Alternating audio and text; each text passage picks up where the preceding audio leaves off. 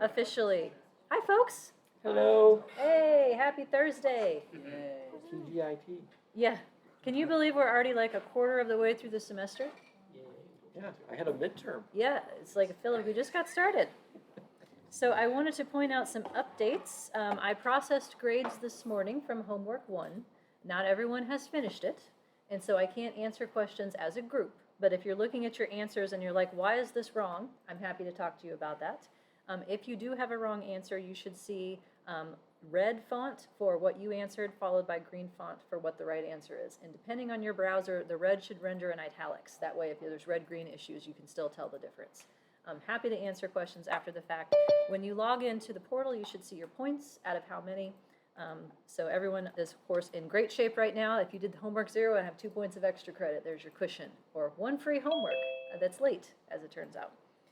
I did put up formative assessment number 2. That's the next thing that's due. That's Monday. You should be able to answer all of it right now. I also did put up the spreadsheet that we went over last time in terms of decisions about significance, and I fixed the ones that I had. I realized I had a couple typos in there, so the completed version should be available. Homework 2 has been released to the TAs, and as soon as they tell me that everything is working correctly, I will release it to you. So for instance, Erica already found that a T wasn't printing with enough digits given my starter code. So we're troubleshooting those sorts of annoying things that would get in the way of what should be the content. Just in case we don't finish everything from this unit by today, I'm expecting it to kind of trickle over into next week a little bit. I moved it back 2 days. So homework 2 is going to be due on Wednesday, October 2nd, rather than Monday, September 30th. So that will probably be released, I would say, hopefully tomorrow, Monday at the latest. So you've got like 10 days to work on it. And of course, you're welcome to come to office hours for any of this. I've had folks just come to office hours and work in the background, even if they don't have questions. So that way, if they do have questions, they can get help right away. It's totally fine with me if you want to do that. The more the merrier. Yeah. And so then the next thing you have is nothing. After that, that's the week I'll be gone. So we get an actual fall break, and then we'll do another formative assessment after that. So, all right, any questions on scheduling or logistics stuff? No? All right, then I will put that away. Last time we started looking at example 2, the magic behind where all the numbers came from in the slides. A couple things that I did want to go back over that I think I went over too quickly. In terms of figuring out how to get your files when you're using Stata on the remote desktop, the university's virtual machine thing, you need this prefix if your files are not part of a university place. And I found out the hard way after class that they took away the H drive. No one told me this. And apparently you're supposed to use OneDrive now. If your stuff is not on OneDrive, if it's stored on like a local machine, this is the prefix that it takes to get there. So otherwise, if you don't have it, it's going to look in the C drive on the virtual desktop machine, not your personal C drive. So a little bit of a trickery there. If you're using R, don't use it on the virtual desktop. Just download it onto your machine. It runs really slowly on the virtual desktop. It's not worth it. And I have links to where you can download R and RStudio on the webpage as well. And this, by the way, holds for other packages. So if you're using like SAS or SPSS or something, you need this prefix to be able to direct it to your files. Otherwise, we started looking at empty models and models with one predictor. Do we want to go back over some of this, or are we feeling okay? And Zoomers, you can vote as well with your voice or the chat. We had last time importing data, some descriptives, means and variances, and that kind of stuff. We feeling okay with that much? Mm-hmm. I did find one typo I wanted to draw your attention to in yellow.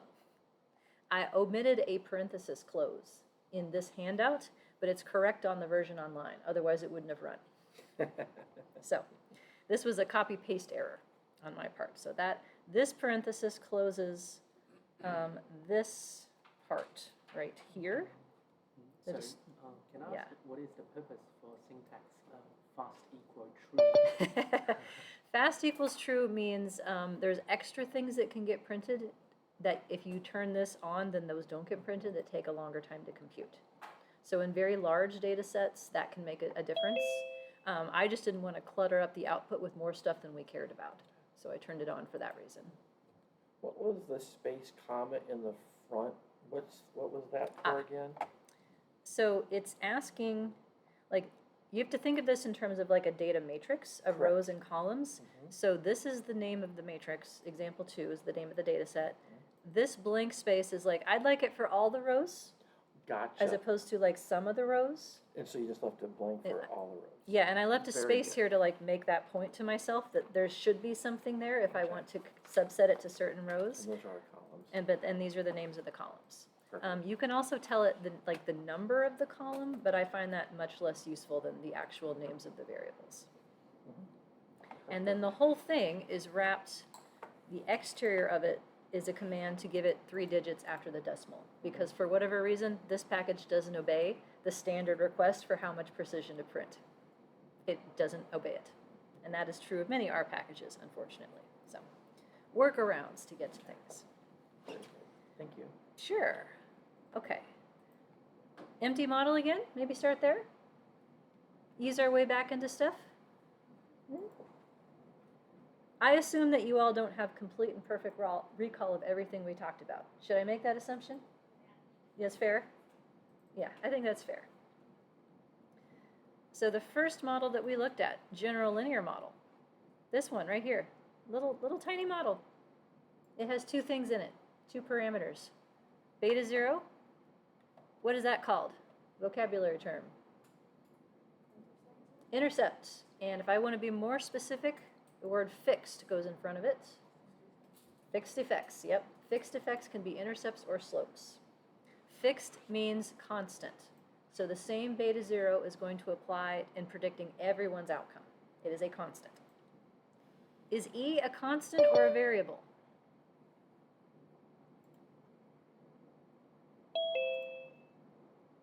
Not a trick, I promise. 50-50 shot? We got 1 vote for constant? Anyone want to vote for variable? Okay, how do we know? Subscript of I. The I, yeah. So income is a variable that's in your data set. Beta 0 is something the model's going to figure out. E is something the model is also going to figure out, but each person gets an E, which is why it is indeed a variable with an I subscript. In textbooks, they don't necessarily always use the subscripts, and so it gets more confusing. In more advanced models, subscripts are everything. Figuring out what's constant, what's variable, and what it's varying over is really important. So this model, the job of it is to give us a starting point. If I don't know anything else about a person, my best guess for their outcome variable is the mean. That's what beta 0 is going to be. So E is going to be the distance of each person's actual outcome relative to the one predicted by the model, and that's all the variance. So this model just recreates the distribution of our Y variable in terms of its mean and variance. And the routine that we're using in Stata is called regress, no H in there. And in R, we're using something called LM that stands for linear models. That's part of base R, so that doesn't require any special packages. And I asked some questions last time, and I realized that the way the output is being labeled is unnecessarily confusing. I had said before that standard deviation is about the people and standard error is about the sample, right? But this has standard error in the label, but it's about the people. So Stata did not obey my convention. 190, which is known as mean square residual, we'll get to that later. That's what it stands for, though. That number is my residual variance. That is the variance of the E's across people. So E squared, added up across people, divide by n minus 1, that's that number. Conceptually, you can think of it as the squared average offness from what's predicted by the model. More colloquially, you can think of it as 190 is all the reasons why some people make more money. That's how much variability we have in the sample. So our goal is to reduce this variability by adding in predictive information that can differentiate why some people have higher incomes than others. In so doing, we are hopefully answering research questions or making theoretical inquiry about what is related to our outcome. So this is a kind of a toy example with basic things like income or education, but as we go through these, I'd like you to start thinking like, how would this apply to the data I care about? Like, how would I use this in my research? Because that's the eventual goal for everyone. So 190 square rooted is the 13.7. So you get it in both metrics here. This is the number that we're going to keep track of, though, residual variance. That's the number that we want to see go down. And 17 right here, what is that? It's coefficient. More specifically, 17 is what, according to this model? Yeah, feel free to read, always. It's beta 0. Intercept. That's my intercept, yeah. So 17.3 is what beta 0 was estimated to be. That's the mean of this variable in the sample.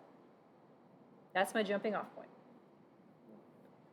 In R, same output, just a slightly different format. So this table comes from using this particular package to put the information in a form that is more typical than what our default provides. Here's my 190. Summary is a more generic process of displaying the results from any kind of analysis, like every single function has a summary that goes with it. That yields this much. So here's my 17.3 fixed intercept, and it also gives me residual standard error, which is the standard deviation, this number right here. So you can pretty much just ignore this for all intents and purposes. We don't need to confuse ourselves with that. And confint, confidence intervals. There they are.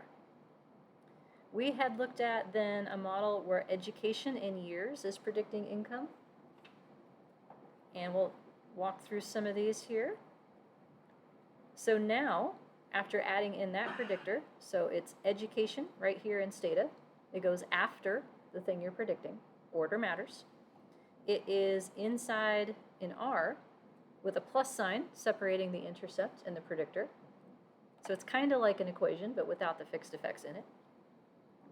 Now my residual variance is down from 190 to 162. Good news or bad news? Good news. There are fewer unknown reasons why some people make more money. Part of that is due to education. So the slope of education then is right here, the 1.82. It shows up right here in R, so slightly different order. The fixed intercept is first in R. It is second, or last, more generally, in Stata.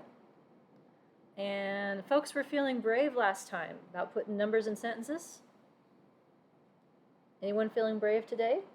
Or want to write down, or read what they wrote down last time? 1.82 tells me what? And Zoomers, you can play along in the chat or your voices. You take your pick. Increasing 1 year of education income. Yes, exactly right. A 1 unit increase in education, so 1 more year of education in this context, should result in an increase of income of 1.82. If we put that into $1,000 units, it's $1,820. That's what we do. So this is, we'll go through the typical homework choices. Positive or negative? Positive. Yes. These are not trick questions, I swear. Positive means as x goes up, y goes up. And negative would mean as x goes up, y goes down. So if this were negative 1.82, is that just as strong? Yeah, it just would be in a different direction. And the direction depends on how things are scaled, right? There's plenty of outcomes where higher scores are worse. You know, things like, diseases or crimes or things like that. So sometimes you want y to go down and not up. It's entirely context specific. So 1.82 is my estimate, or my coefficient. 0.16 is its standard error. That gives me the expected inconsistency of the slope. It is how far off on average a sample slope is from the population version. So this is the expected wiggliness of the slope across repeated samples of the same kind. 1.8 divided by 0.16 is the next column, t. That thing is called a test statistic, or a t-value. That is how many standard errors away from the null hypothesis this result is. So if I have my goalposts, where the goalposts typically start about 2-ish on a t-distribution, where am I for this slope? Yeah, clear to the right. 11 is way past 2. P is 0 to 3 decimal places. So would I call this significant or not significant? Significant based on my alpha though, right? If I use a typical alpha of like 0.05, this is definitely significant. If I wanted to have a super stringent alpha of like 0.00000 something, then I'd have to get more digits out to figure that out. In your homework, it's going to be 0.05. We'll keep it straightforward. And then here is the confidence interval that describes the expected range in which 95% of the samples would contain the population value. The intercept is negative 7.9. On a scale of can't happen, you can't make negative money. How did that happen? Who is the intercept for? A person with no education. A person with 0 years of education. There's nobody like that in this sample. So this number is referring to essentially an impossible value that is created by the regression line. You go find that picture again. Here we are. So the plot on the left is what we have right now. The intercept is when the x-axis crosses 0 right here.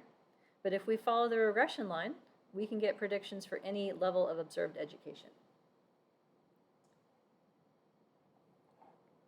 So this intercept also has a coefficient. It has its own standard error.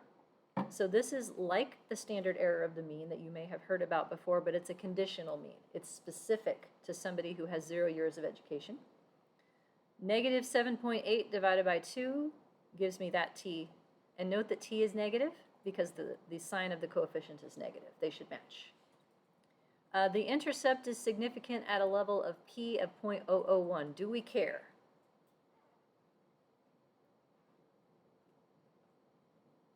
What does that result mean conceptually, that the intercept is significant?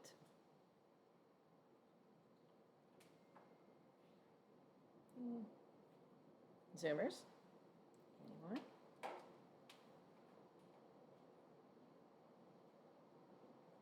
What's our null hypothesis? The default one.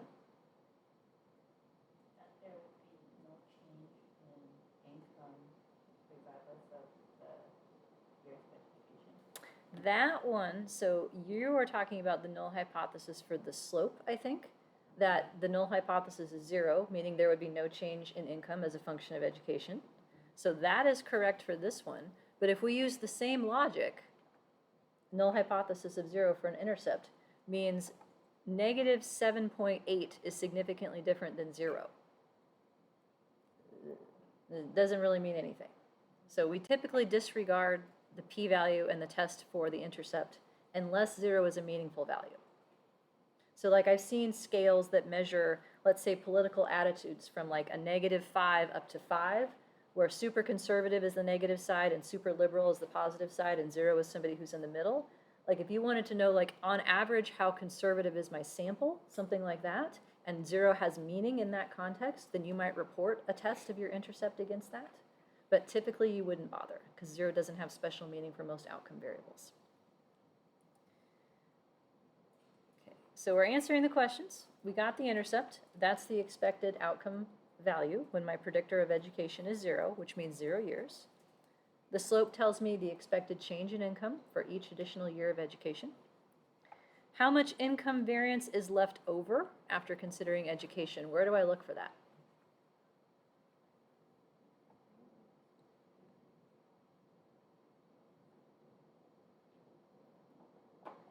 How much income variance is left over?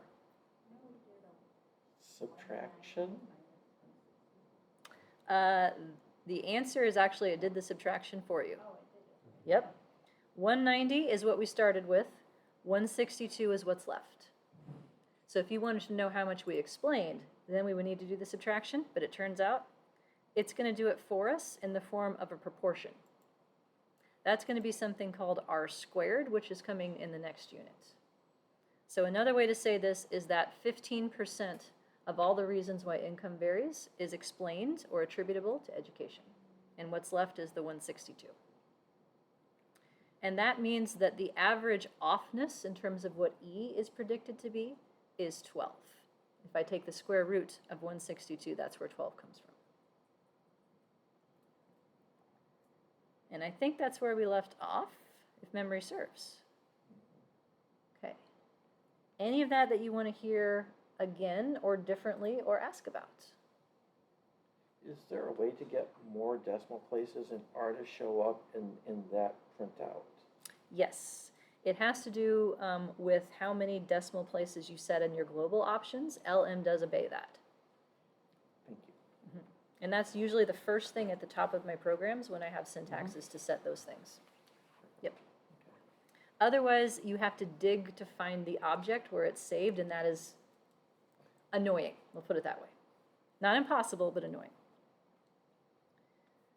Okay, other questions or comments?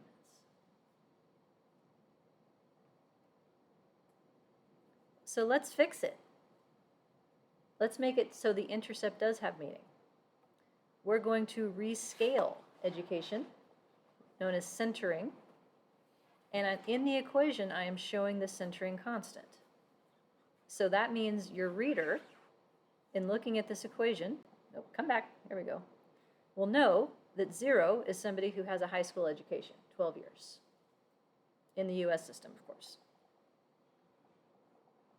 And if your reader is like, I'm going to skip over the equations and just read the words, then you would say education was centered such that 0 equals 12 years.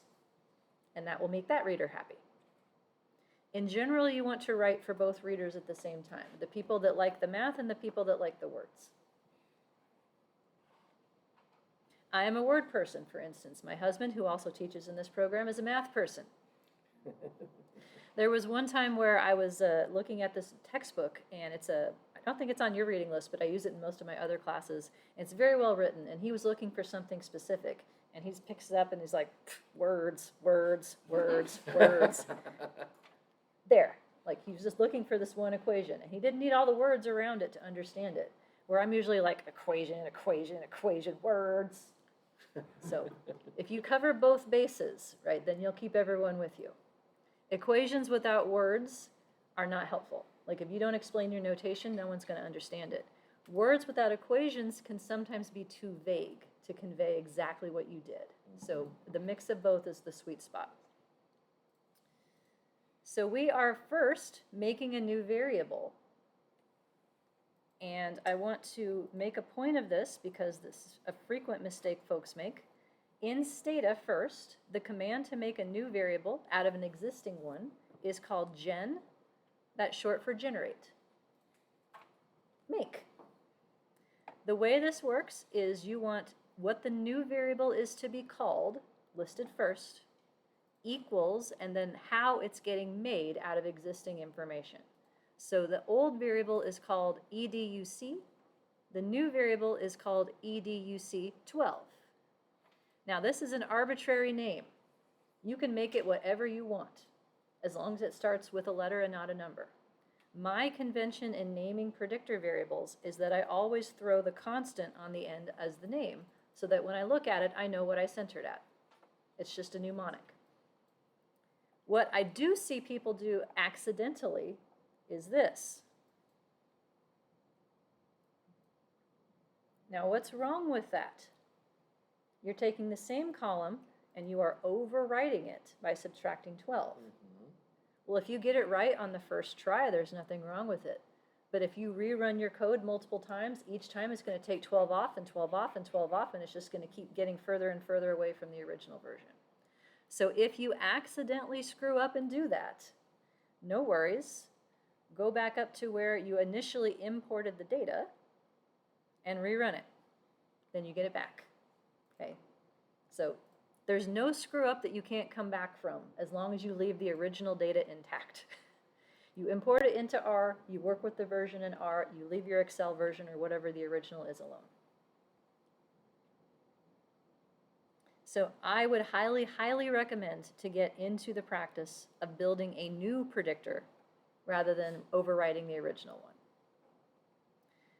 And in Stata, these are all case sensitive, so I would encourage you to develop a convention and stick to it, either title case, lowercase, whatever you have, because if you make a variable like this and then you try to type capital E later, it's going to be like, I don't have that variable. And it's right, because if it's being strict, it doesn't have that variable. I also encourage folks using Stata to get in the habit of creating a label. Future you or anyone else that you send this data set to will appreciate that. So a label then can have more details about how the variable was created. So for instance, 0 equals 12 years tells me what the centering convention was for that. Then the new version of the variable goes in as your predictor instead. And you will get a chance to practice this on homework too. I'm going to ask you to center your predictors at a constant that I give you. What constant is picked is entirely an interpretation decision. There's not a wrong one, but usually somewhere in the middle or minimum or maximum at the extremes would be useful. Okay, so we've rescaled education by moving where 0 is. That's all we've done. If I put it in the model, I get my 162 for the residual variance. Is that surprising that it's exactly the same? Nope, because I shouldn't be able to make my model better just by subtracting 12 from a variable. It's the same information. It's what's known more generally as a linear transformation, meaning that you have not changed how spread apart people are. You've just shifted things over. Now, what has changed? Yeah, the slope, 1.82, hasn't changed. That's because the regression line that it is capturing hasn't changed. All we've done is move over where 0 is to the middle. So 0 is in the middle of the plot on the right here because it means where 12 used to be. So the intercept is where that 0 is on the line. And it's not negative 7.8 anymore, it's about 14. So now I can say $14,000 is the expected income for someone with a high school degree. For every year above that, they're predicted to make another $1,820, 1.82. So what has changed when you center a predictor is not the effect of that predictor. It's what the intercept means, because it's specific to 0 on the predictor scale. So it has a new estimate, it has a new standard error as a consequence, and a new confidence interval. Okay, Stata folks, how are we feeling about that? Reasonably okay? R folks, would you like to feel okay? Yeah, I don't want to, I'm not trying to play favorites, even though I hate R. Say what? The R folks want a chance. The R folks want a chance. Yep. Here is making a new variable in R. My R code is designed to be as transparent as possible, not necessarily as efficient as possible. So what I am doing here is referencing both the data set that I'm going to be putting something into, $ divides the data set name from the name of the variable. And I have to include the data set in both places. There are ways to sort of create an abbreviation and then not have to refer to it, but again, that's less transparent. And the difference is that in Stata, you can only have one data set open at a time, so there's no ambiguity as to which one you're talking about. In R, you can have many, many things open at the same time, in terms of data and saved objects. But the logic is the same. I'm creating a new variable in my data set called EDUC12 out of the old column minus 12. And there's no direct way to label things that's consistent across functions. Sometimes it causes errors, and so I just do it in comments instead. And then in the R code, what do I need to change to make sure that I'm using my new centered variable instead? Play Where's Waldo?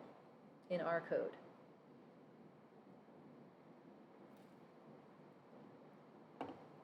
Change it after the plus.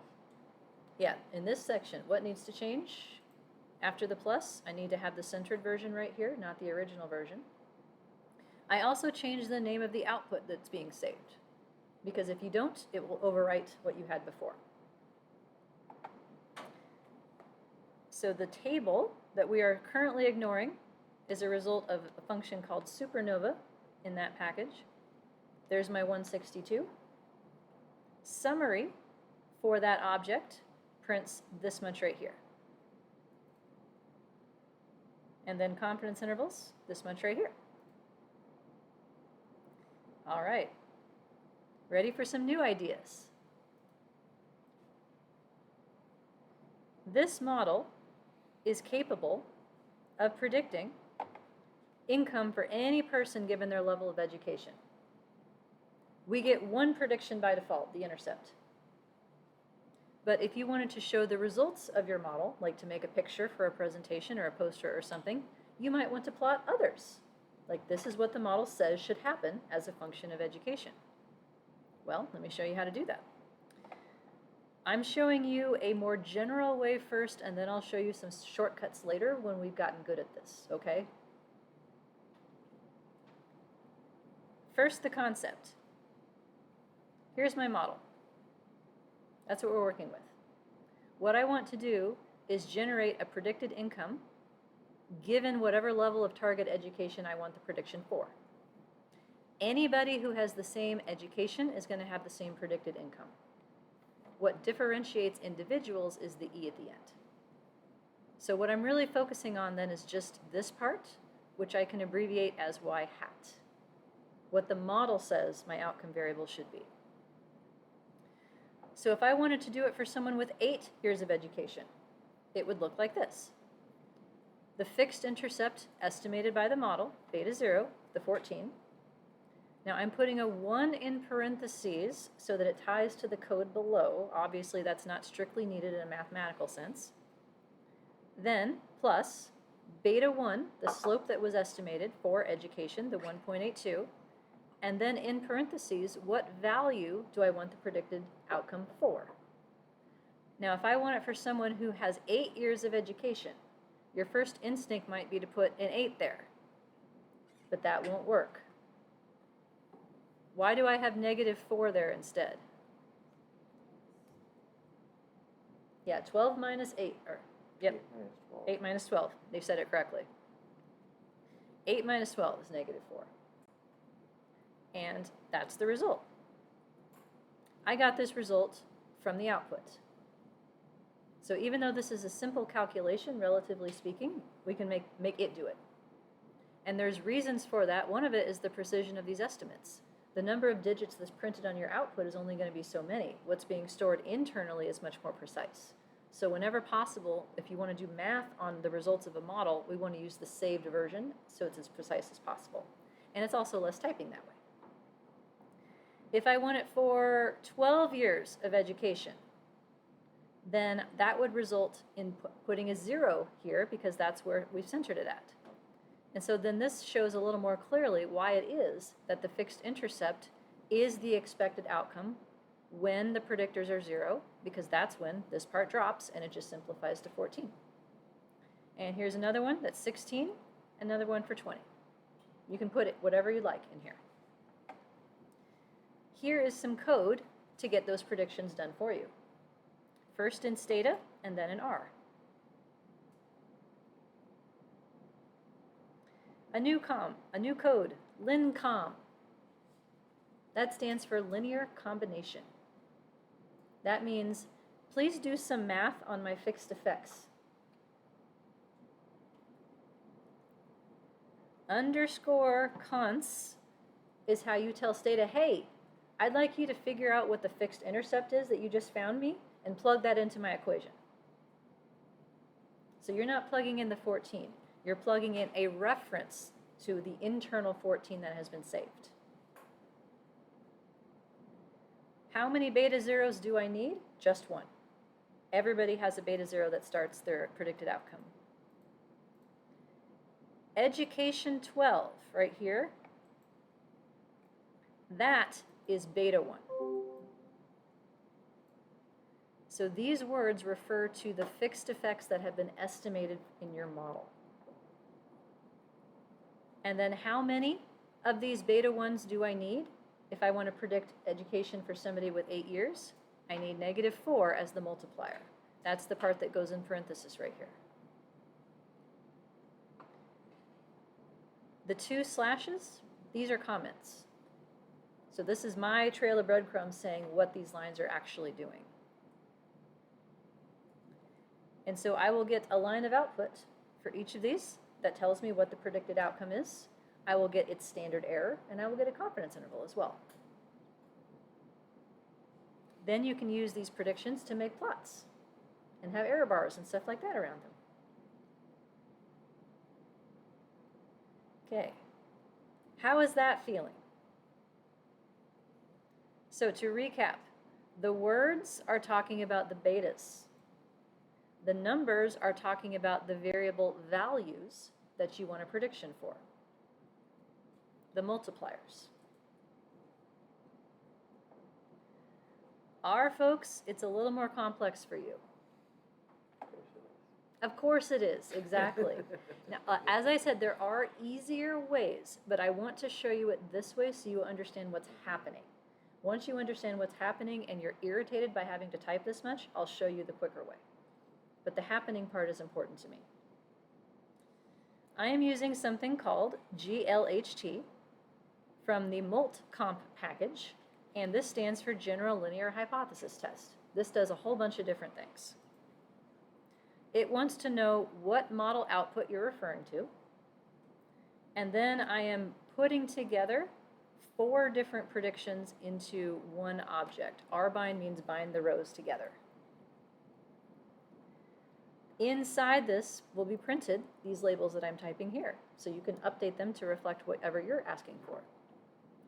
The numbers in these little parentheses here, these are multipliers, and they go in the order of the fixed effects as they show up in your model. So the one that shows up in every spot here, that's this one that goes with beta 0. To generate a predicted outcome, at a minimum, I need 1 beta 0. That's where it starts. The second one is the value of the predictor that you want this prediction for. So this would be for education of 8, 12, 16, and 20. The part that goes in the parentheses is what goes here.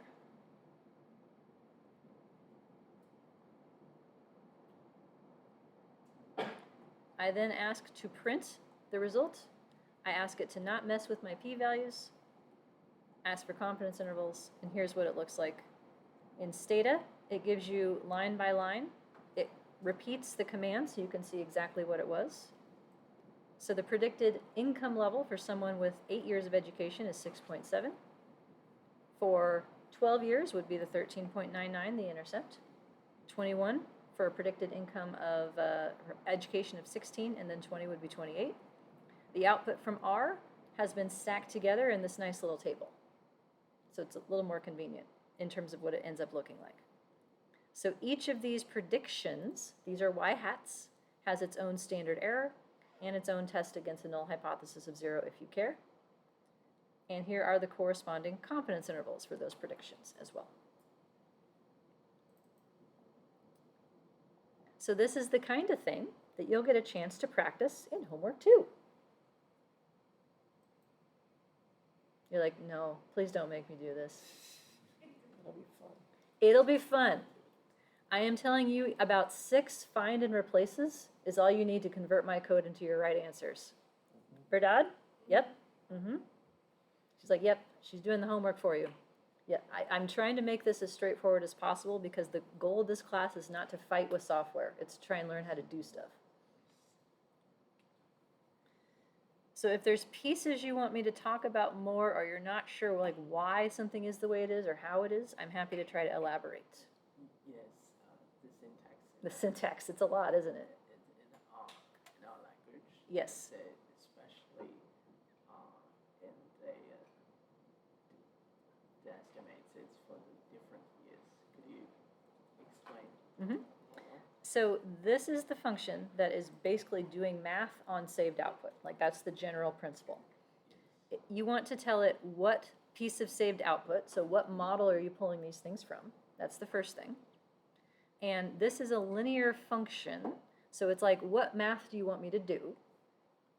And rbind just is an operation that stacks these 4 lines together into a piece of output. So row bind is what it means.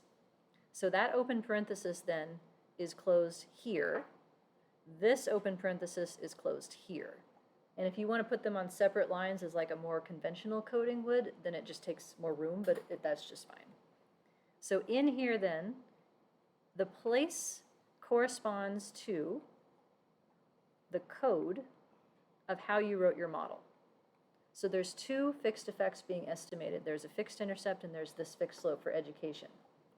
So it's like saying, I would like 1 beta 0, and then I would like to add to it beta 1 times -4. For this one, I would like 1 beta 0, and I would like to add to it beta 1 times 0. And these values are entirely based on what level of the predictor you are trying to generate a predicted outcome for. So in your homework, for instance, if I said, what about 15 years of education?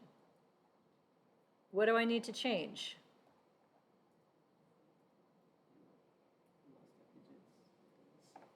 What would that number need to be? 3. Yeah. And so that you're not, future you isn't confused, I would change it in the labels too. That's not going to change the math, but it changes the interpretation. As we get more predictors, there will be more columns to say, what do you want to do with beta 0? What do you want to do with beta 1? What do you want to do with beta 2? And it's in the order in which they appear in your output. That's how you know. So summary then prints the results that have been saved to this object. In R, nothing happens if you save something. You have to ask for it to be printed as a separate command. And summary is usually the way that you would do that. And this one adds confidence intervals to that saved output. So the end result of these 2 pieces are these 2 tables right here. Okay. Other questions or parts that are confusing?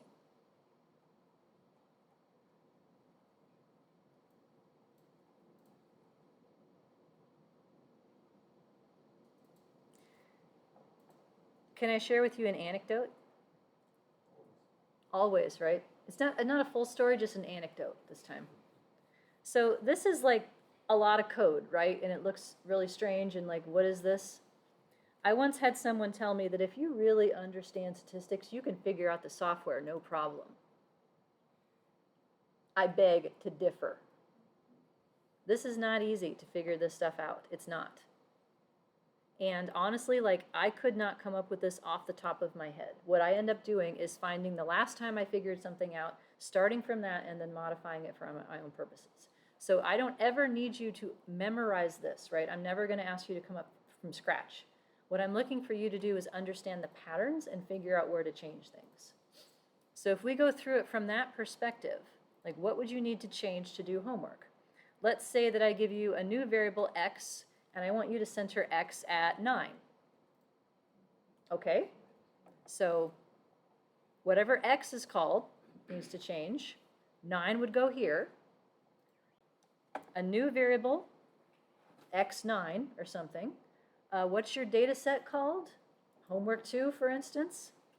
That would go here and here. So that kind of thing is a find and replace, right? Everywhere I had example 2, change it to homework 2. Or when you read in your data, call it example 2. That's another alternative. If I said, then estimate a model in which x centered at 9 predicts y, what do I need to change in here?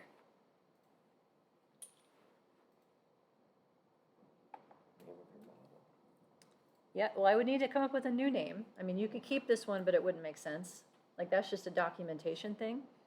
Well, what's my data set called? That would need to change. What's y called? That goes there. 1 stays in because that's a fixed intercept that's always there. and then X centered at 9, whatever you called it, would go there. So I would highly recommend not starting from scratch when you type these things. Get my example files, paste them in, and modify them. Especially because you have to get all of the parentheses right, and that part is tricky sometimes. What would happen if you put 2 in the place of the 1 in your command of 1 plus edu? You had 2 plus instead. You know, I'm just curious. I'm not actually sure what would happen. Okay, I just, You might end up getting the fixed intercept times 2, is my instinct. okay. Yeah, you don't need the 1 here. Do you know why I have the 1? Yeah, you don't actually have to type it. Like, you'd get the same result if you forgot it, and that's all you Right, put. Right. The entire reason that I do this, Erica, why do I do this? I'm going to ask her. Why do I type the 1? So I remember that it's there when I come down and do these things. The first one is beta 0. And if I only see education, I'll forget that there's something before it that's implicit. So the 1 is my reminder to not forget that as the first entry into these codes. That's why. Future me. And the words in the quotation mark, this green looks like, and these parts of the syntax, or these just like comments? These are comments. They're comments that are going to show up on the output as part of the table based on the way that I built this. So that's why these are right here. It's because this is the internal name that I gave it by putting it in quotes. What you could do is something like, question 2, right? And then question 2, there's your output. Or, I hate this, and then that's on your output. Arguably less helpful, but maybe cathartic. Yes, you can name these as detailed as you want to be. I would just encourage you to change them. That way they make sense internally when you look back at this.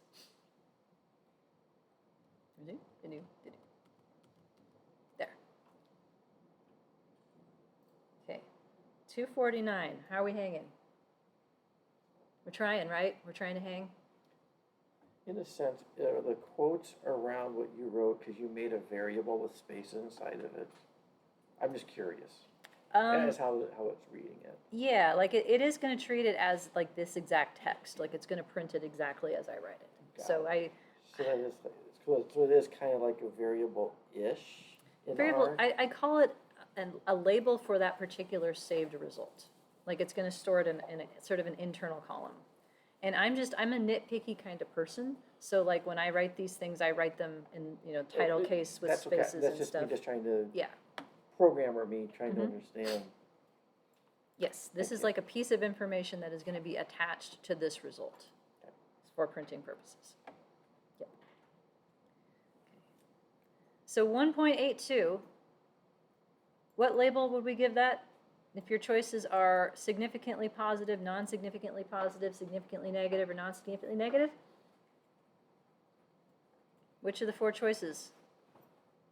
This is going to be a drop-down menu. It's positive. It's positive. How do I know if it's significant or not? P-value. Where's my p-value? Yeah, the last column. It doesn't say p-value. It says probability of greater than absolute value of t. So let's break that down. Absolute value means two-tailed test, okay? Either side. So less than the lower value, higher than the upper value. And 2e to the negative 16, that's scientific notation. So what number would you enter into the homework system if you saw this result? 0. Because it will be correct to 2 decimal places. So 0. So this is significantly positive. We have, in terms of units, for every additional year of education, income is predicted to go up by 1.82. Now, how strong of an effect is this?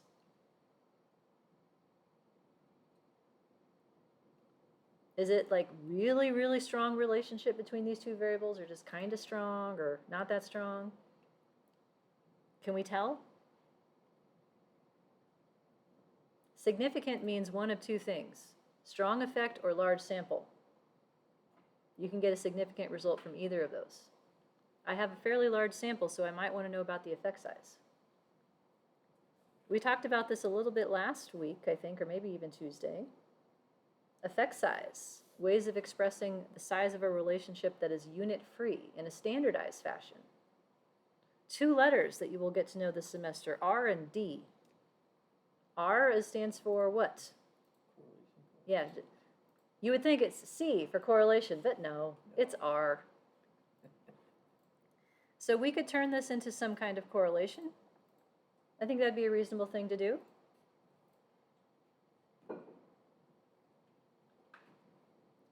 Here's how we do that. There is another option for regress called beta. That means I'd like the standardized solution.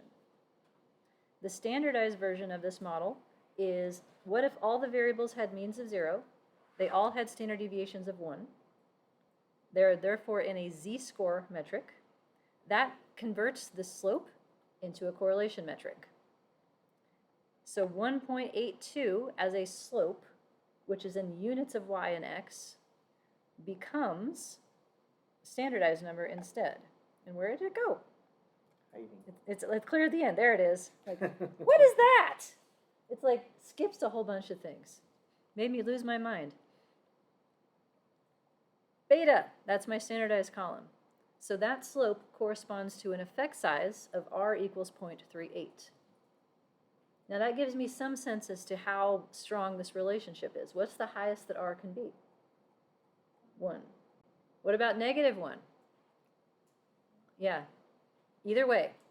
Because if you have a positive slope, that means x goes up, y goes up. Negative slope the other way, still just as strong.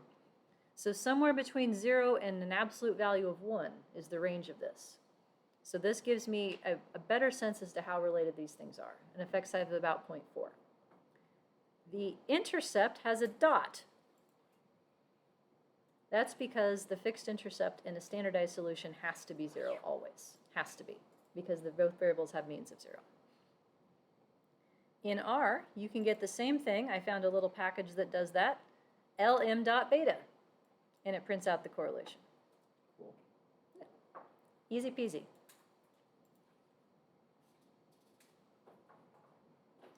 Do we have the strength for one more model? That way you can start your homework as soon as I release it? That'd be awesome. Yeah, and procrastinate on your writing or other things you need to do in your lives.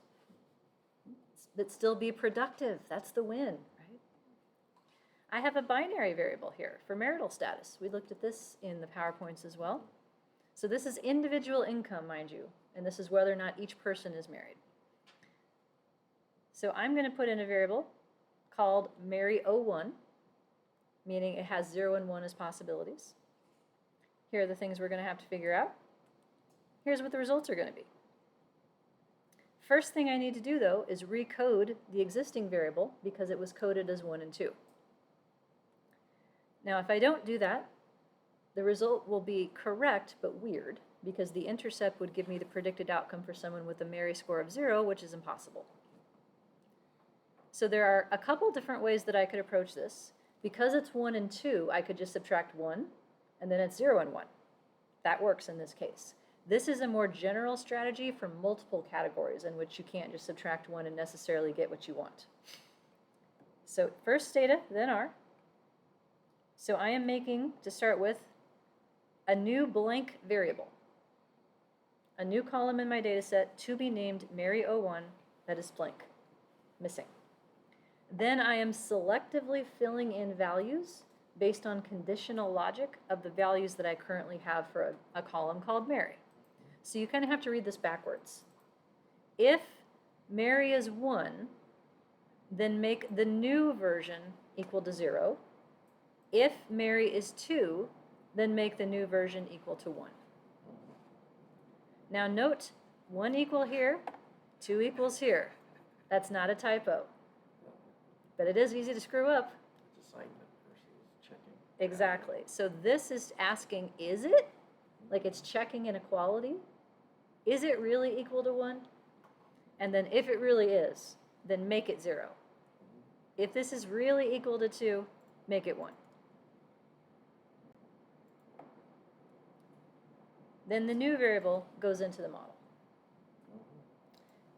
In R, the same thing happens with more code, of course. So example 2 is the name of my data set. After the $sign is where the names of the variables go. So equals NA is the equivalent of dot. In R, NA is missing data. So I'm making a new blank column. Then, same idea, but with the function of which. So I want the rows in which Mary is equal to 1, then the new variable gets set to 0. If the original variable was equal to 2, the new variable gets set to 1. And here's my pretend label. Then the new variable goes in here. So if I gave you an original variable that was like, say, 3 and 4, and I wanted you to turn it into 0 and 1, where do I change it? In Cough, this cough. one? Cough, Inside cough. your parentheses? Yeah, these ones go to 3 and 4. Do I need to change these ones if I want them to go to 0 and 1? No. Nope, they're fine. May I make a suggestion that it can be a frustration point that's happened to me before? If you reverse the order of those statements, all of your items are going to be 0 if you reverse those statements. Aren't they? I don't think so, because there's not an else like assignment happening. So I think what would happen is if you ran just this much, then half the rows would be blank, because the rows that are not equal to 1.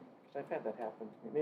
Maybe it was, is which a special function in something I import into the psych? Or No, is it's it a general? base R thing, and it's referring to like the rows in which this is true. Okay. Maybe it's because I'm replacing within the row. Maybe that's what happened. Yeah, there's multiple ways to do this, and like this way is designed to avoid everything getting overwritten sort of by default, Okay. which is why I'm starting with the blank one as opposed to starting with the default value that has to be overwritten.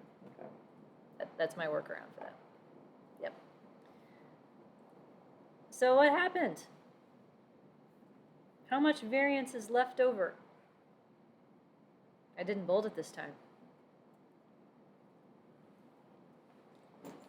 That number right there, 180.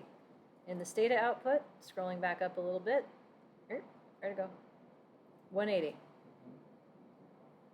So putting in education dropped me down to 162. Putting in marital status only dropped me down to 180. So without doing any like hypothesis tests, I can say just looks like this variable is not as useful. There's still more leftover variation after accounting for marital status than there was after accounting for education. In terms of the coefficients, go down to R. Okay. My intercept is 14.44. For what kind of person is that the predicted income level?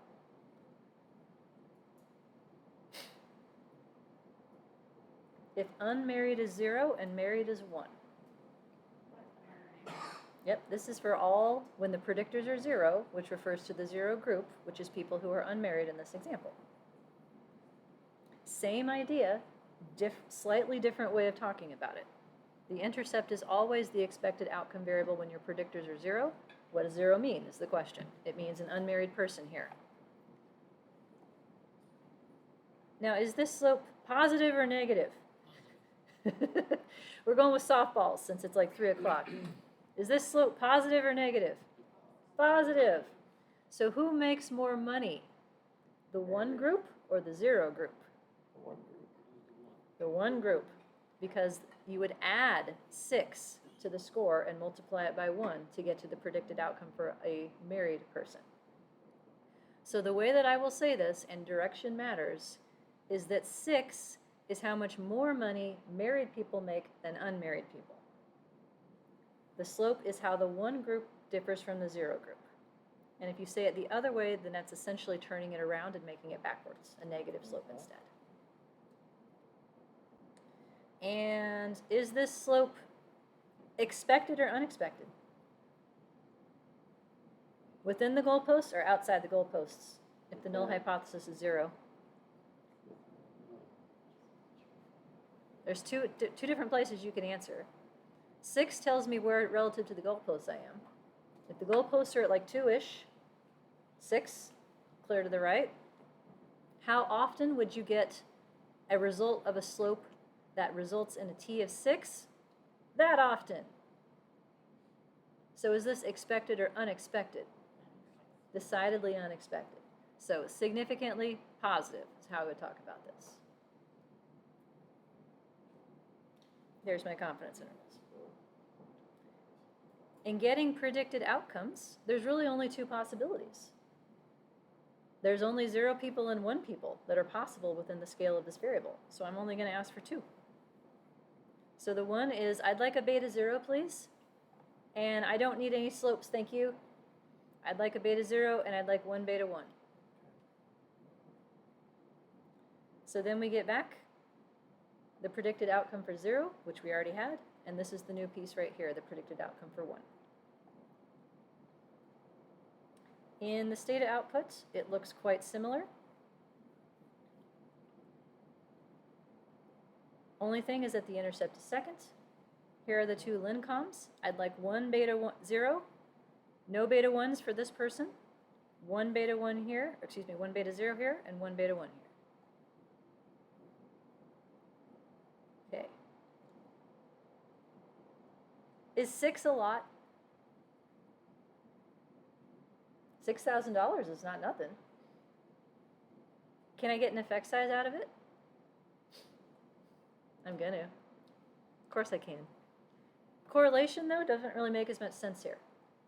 Correlation is more for continuous predictors. This is a grouping variable. So what folks would normally do instead is some kind of standardized mean difference. I will give you the most generic one, which is Cohen's d.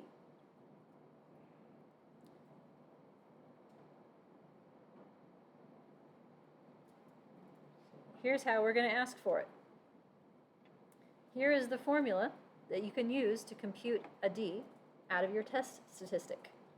It is 2 times the t value for your slope divided by the square root of denominator degrees of freedom. All right, let's find all those pieces. So if I want an effect size for the Mary slope, where's my t? 6.25, right? How do I know about my denominator degrees of freedom? To calculate fixed effects. It's right there. This is R. So it's the 734 is my sample size minus 2 fixed effects that it took to get to this model. In Stata, it will also be as part of your output right here. So if I just plug in those numbers, I can make Stata be a calculator. Display means, hey, print this. Solve it and print this. 2 times t divided by the square root, lowercase, of my denominator degrees of freedom. This is the number that will show up on your output. Now this is fine, but this isn't very much precision.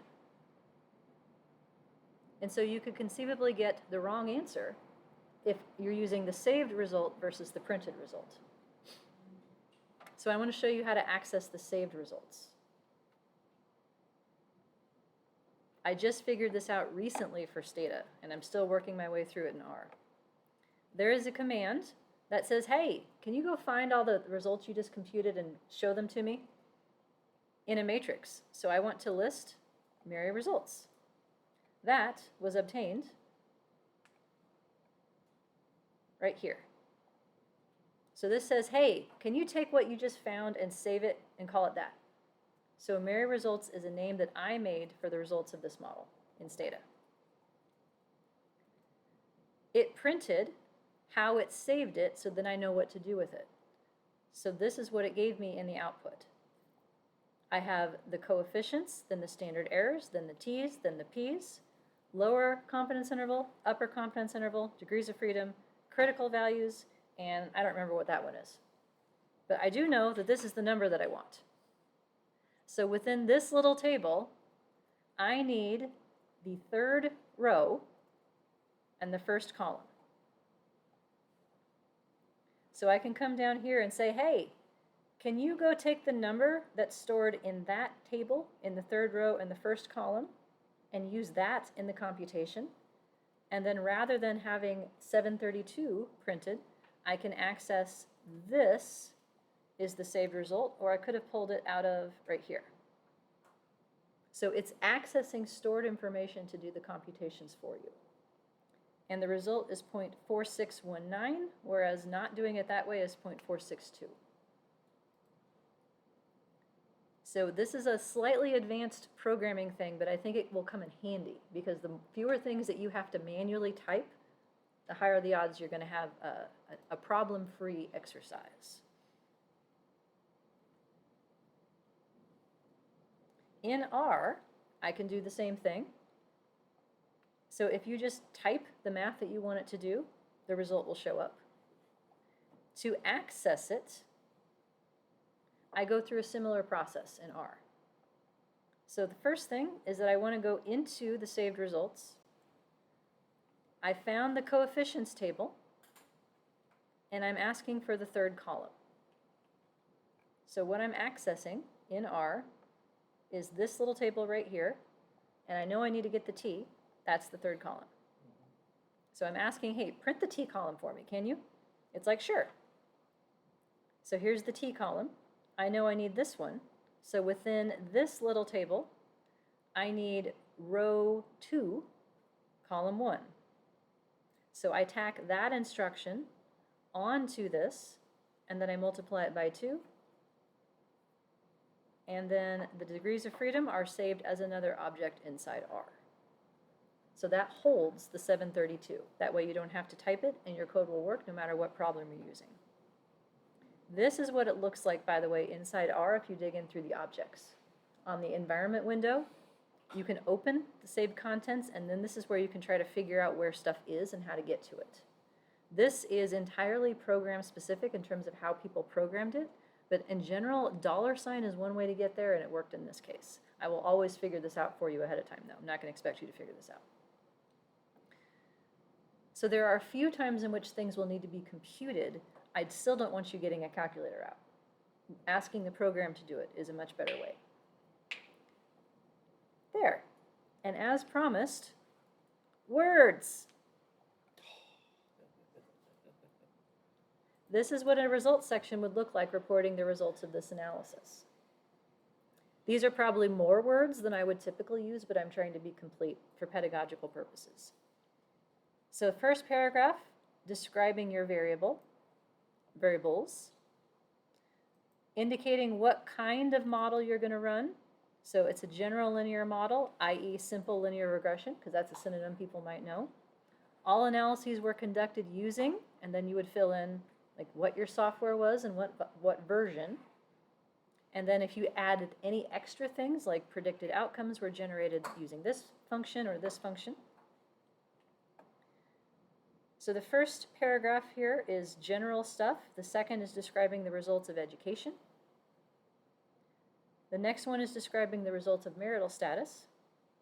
And a bonus paragraph describing the same thing as an independent samples t-test, because that's also what we did. So from that perspective, you would write it more like this. The mean for this group was this, the mean for this group was that, and the t-test for the difference is the 6.25.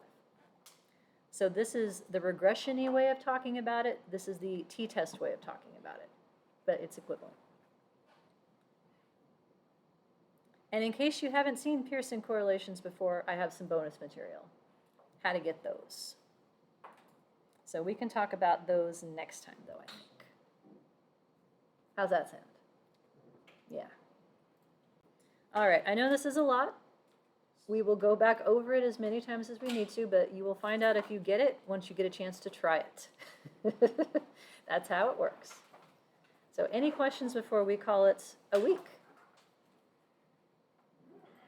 Not now? All right, I'll let you know then when your next homework is available. You can be working on your formative assessment. Have that done by Monday if you can, please, and let us know if you need anything, okay? All right. Then thanks for being here. Bye, Zoomers. Have good weekends.